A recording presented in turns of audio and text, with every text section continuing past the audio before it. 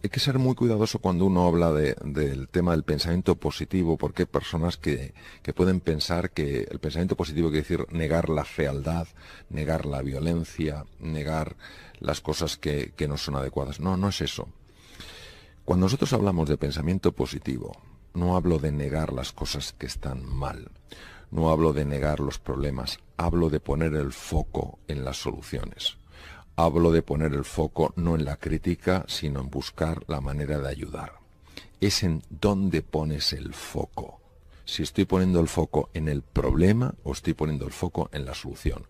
Si estoy poniendo el foco en lo que no me gusta de la otra persona o estoy poniendo el foco en lo que esa persona tiene en común conmigo. Esa persona, igual que yo, tiene anhelos, tiene ilusiones, tiene luchas internas, tiene preocupaciones. Lo que ya es difícil de negar por la cantidad de evidencia científica que hay, es que cuando una persona pone el foco en lo positivo, el organismo empieza a responder de una manera radicalmente distinta.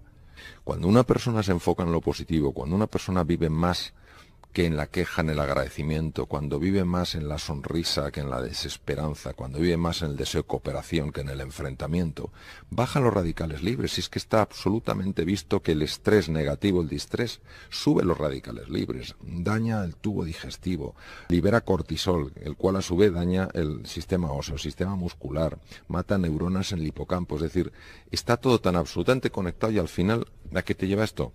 Te lleva esto a que la clave es mirar, o por lo menos que tu foco busque ver a la otra persona como un ser humano, no como un objeto, no como un obstáculo, no como un problema, no como un desastre, sino que le veas como una persona. Y claro, esto tiene un impacto muy grande en la otra persona. Claro, tiene que salir del corazón. Esto no puede ser un maquillaje, voy a hacer como si. Si no sale del corazón, es mejor que lo hagas como si a que no lo hagas. Pero llega un momento en el que entiendo que esto puede salir del corazón y tiene un efecto realmente llamativo. Yo creo que el ser humano solo tiene un oponente. Lo que pasa es que es increíblemente astuto. Se disfraza de múltiples maneras, hasta de las maneras más sutiles, con lo cual es muy difícil reconocerlo. El único oponente para mí que tiene el ser humano es su ego. Porque el ego, cuando le domina a uno, no permite que haya espacio para el otro. Tú tienes que ser el centro de la circunferencia siempre. El ego es una creencia muy profunda, probablemente la más profunda que está metida en el inconsciente humano. Es una creencia de que yo estoy separado del mundo, de que yo estoy solo, de que yo estoy en peligro. Entonces, cuando esta creencia yo la vivo como una certeza, indudablemente vivo asustado. ¿Por qué? Porque me siento solo, porque me siento aislado y me siento en peligro. Es curioso que personas de la talla de Albert Einstein, en una ocasión dijo que había una pregunta que era la más importante de todas. La pregunta es, ¿vivo en un universo hostil o en un universo amigable? Si a la pregunta ¿vivo en un universo hostil? Yo respondo, sí. Imagínate esto cómo me va a afectar a mi forma de ver el mundo. Todo lo veré bajo ese prisma, todo lo veré bajo ese color. Si yo creo que vivo en un universo amigable, yo viviré las cosas de otra manera. Tendré dolores, tendré dificultades, tendré tropiezos, pero en un universo amigable lo entenderé como una lección que cuando tenga suficiente perspectiva entenderé que era necesaria, aunque ahora no lo comprenda, aunque ahora no me guste, aunque ahora lo rechace.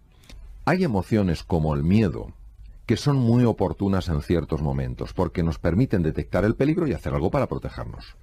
Hay otras emociones que son muy oportunas, como la rabia. En un momento determinado ves que algo no está bien, que se está violando un valor fundamental, y tú desde la rabia, no desde la ira, que es diferente, desde la rabia te opones a que se haga daño a otras personas violando ese valor o haciendo caso a una regla básica de convivencia.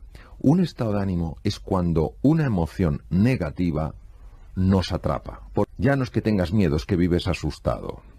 No es que tengas un momento de rabia, es que vives resentido. No es que tengas un momento de sensación de impotencia, es que te sientes impotente. Sí se sabe que estas emociones, al ser procesos fisiológicos, implican cambios hormonales, implican cambios celulares. Claro, los cambios hormonales que suponen son muy dañinos, porque, por ejemplo, hay una hormona que cuando se segrega de forma normal, siguiendo lo que se llama los ritmos circadianos, que es el cortisol, pues todo va fenomenal. Pero se ha visto que este tipo de estados emocionales tóxicos pueden producir elevaciones del cortisol por encima del 50%. Pero no solo eso, es que el cortisol a lo largo del día sube y baja, es decir, sube con la madrugada conforme va despuntando el día y baja cuando va cayendo la tarde para entrar en la noche y que podamos descansar. Rompe el ritmo circadiano, es decir, están los niveles muy altos, pero es que están altos todo el día. Claro, el cortisol elevado con estas cifras y con esta intensidad y duración, pues favorece, por ejemplo, en el hueso la osteoporosis. En el músculo, lo que se llama la sarcopenia, la pobreza muscular, porque destruye fibras musculares, curiosamente, para convertirlas en combustible, cuando no hace falta. Sube los niveles de glucosa, con lo cual favorece la diabetes tipo 2 o diabetes del adulto. Además, sobrecarga el corazón, favorece la hipertensión arterial, produce un nivel aumentado de lípidos, triglicéridos y colesterol, daña el sistema inmunitario, es decir, no hay una sola parte de nuestro organismo que no lo toque. Por eso sí que tenemos que ser cautos, aceptar perfectamente que tenemos nuestra fragilidad, que tenemos nuestra vulnerabilidad, que tenemos momentos de miedo, momentos de desesperanza, momentos de frustración, pero no vivir en estos estados tan dañinos. Nacemos con una tendencia, con una inclinación, a veces a ver las cosas más negativas, pero a base de entrenarnos desarrollando la fuerza del carácter, nosotros podemos darnos la vuelta como un calcetín. No es que esa tendencia no exista, lo que pasa es que ya no está presente en nuestra vida, porque hay otras formas de ser y otras formas de estar en la vida que han suplido ampliamente esa inclinación, y entonces de alguna manera ya nosotros lo que expresamos es radicalmente distinto. Yo honestamente creo que vivir de acuerdo a las emociones es un error. Las emociones fluctúan más que el viento. Un día no sabes por qué te levantas contento, otro día te levantas triste. Si nosotros dependemos de nuestro estado de ánimo para actuar de una forma u otra, pues estamos completamente dependiendo de cosas que inicialmente da la sensación que no podemos gestionar. Sin embargo, las decisiones sí que pueden marcar nuestra vida. Por ejemplo, hay una emoción que es el miedo, claro que sí, pero hay una decisión que es la valentía. Si fuéramos más conscientes del poder que tienen nuestras decisiones para transformar nuestra vida, seríamos más firmes a la hora de tomar decisiones importantes y dejaríamos de estar menos orientados por algunas de las emociones que, como comentaba antes, nos llevan de un lado para otro. Sabemos que en el proceso creativo hay una serie de etapas. La primera etapa es una persona que empieza a darle vueltas a las cosas, empieza a leer, empieza a estudiar y empieza a reflexionar. Ahí la actividad está localizada fundamentalmente en el hemisferio izquierdo del cerebro. Ahora, si esa persona, esa actividad que está haciendo, esa búsqueda, esa reflexión, la hace desde la pasión, la hace desde la ilusión por mejorar, por comprender, por avanzar, esa información está siendo recibida con especial avidez por el hemisferio derecho del cerebro, que es muy potente en lo que a emociones se refiere.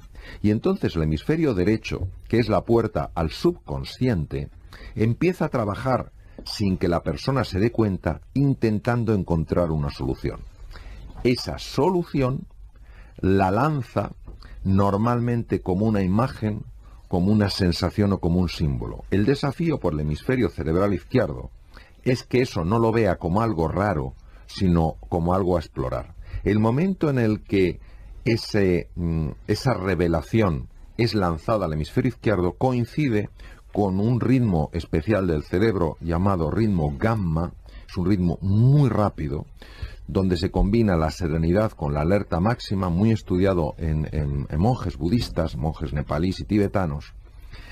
Y ese es el momento donde una parte del lóbulo temporal, la parte anterior de la circunvolución temporal superior, lanza el mensaje en una ráfaga de pocos milisegundos, 20, 30 milisegundos, y eso es lo que llamamos el fenómeno eureka o el fenómeno ajá. ¿Qué ocurre? Pues que ese es el punto de la intuición que a veces nosotros, tan habituados a ver las cosas de una manera fija, no sabemos valorar en su auténtica dimensión. Si estamos hablando de que somos absolutamente materia y solo materia, tendremos que aceptar algo que no es fácil de aceptar, que es que no somos libres. La materia, por su propia naturaleza, está determinada por las leyes de la materia, con lo cual no somos libres. Si aceptamos que el ser humano tiene libertad, aunque no sea una libertad total, pero sí una libertad real, hemos de aceptar que hay algo que trasciende la materia, que va más allá de la materia.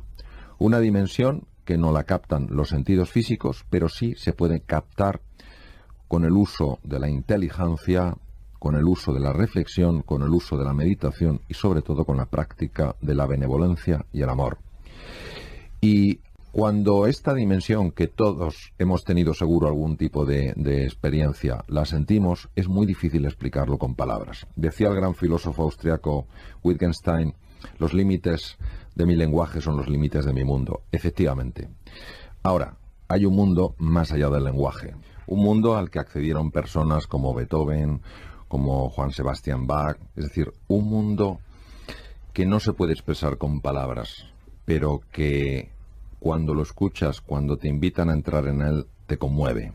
Un mundo que se puede apreciar también en algunos cuadros, en algunas esculturas. No sabes cómo te está llegando ese mensaje, pero te está llegando. Y cuando sales de ahí dices: entré de una forma y salgo de otra diferente.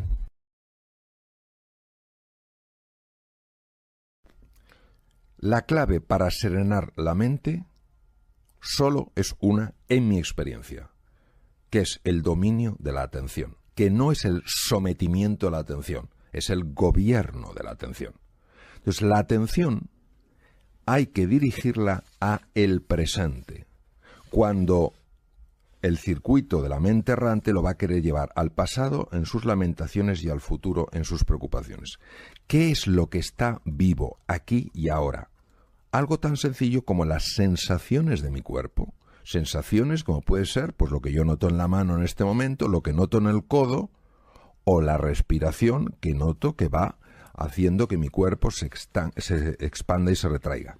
El simple hecho de llevar la atención unos minutos a esas sensaciones que expresan la existencia de un cuerpo que está vivo en el presente, tienen en sí la capacidad de reducir la actividad de la mente errante, del circuito neuronal por defecto, y activar el otro circuito.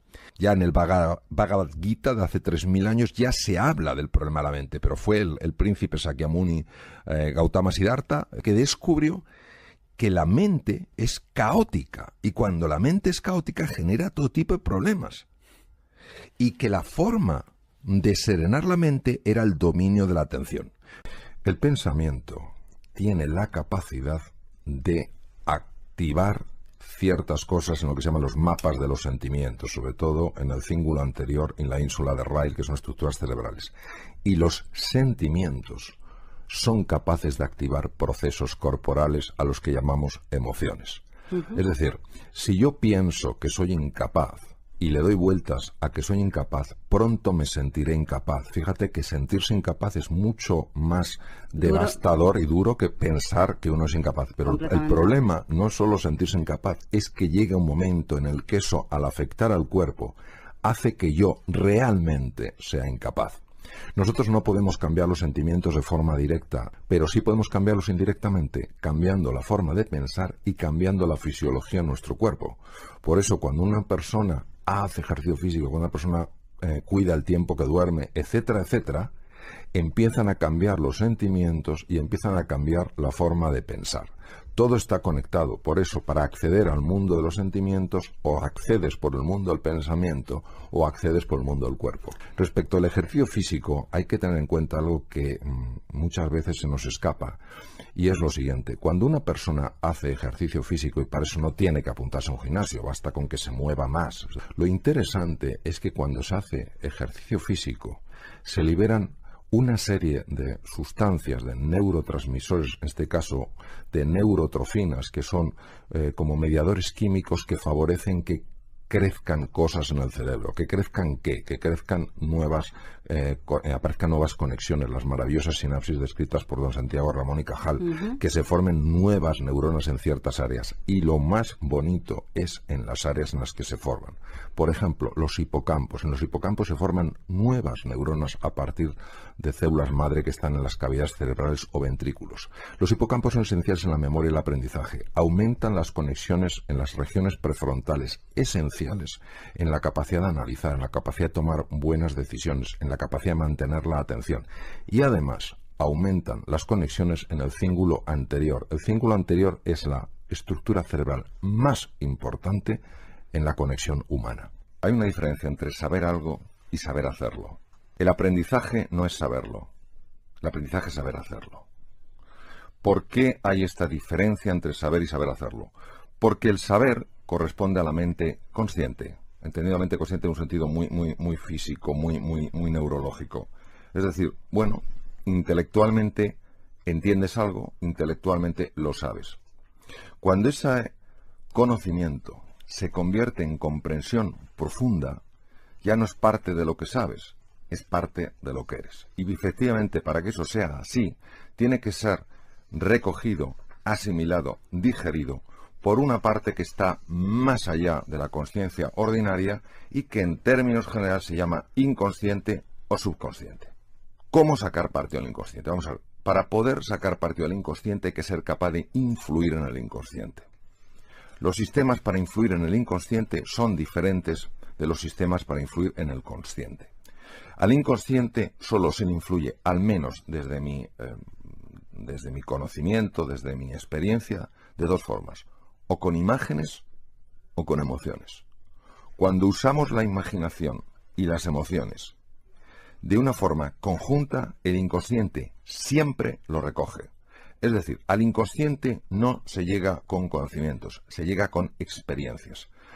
El dominio de la atención puede ser incluso más importante que la inteligencia que una persona tenga. Saber concentrar la atención en lo relevante y alejarse de tontunas y de distracciones es lo que permite realmente que el aprendizaje tenga lugar.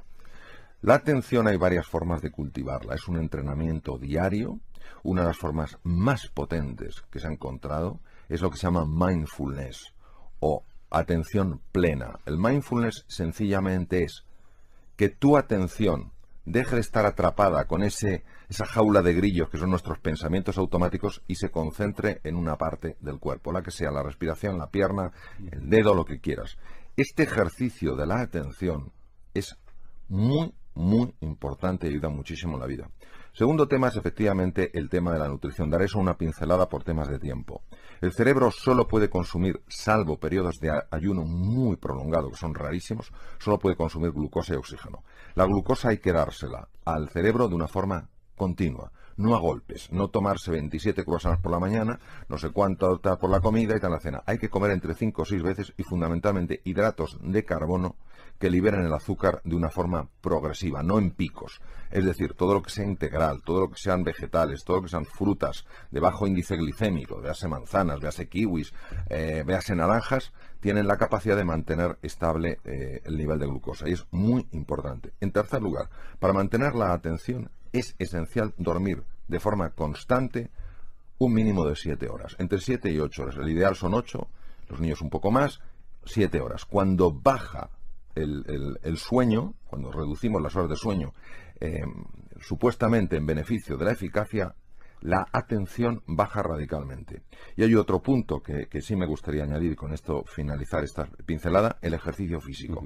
El ejercicio físico es muy importante porque mejora clarísimamente la atención.